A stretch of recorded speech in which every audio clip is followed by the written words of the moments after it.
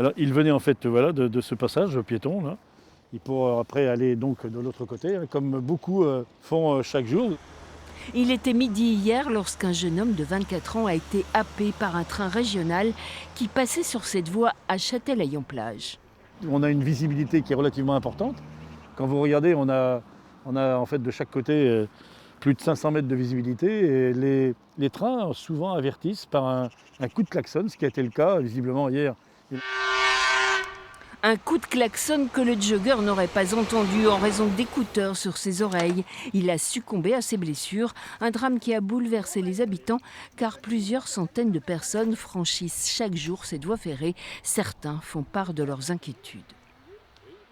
C'est vrai que par rapport à il y a quelques années, mes enfants allaient à l'école, on entendait les trains, donc ils s'arrêtaient derrière la barrière. Maintenant, on n'entend plus. Voilà, le modernisme. Et ce qui serait bien, c'est que la SNCF installe, juste avant que le train arrive dans ce virage, soit un signal sonore, soit une lumière rouge au niveau de ce passage à niveau qui est très dangereux.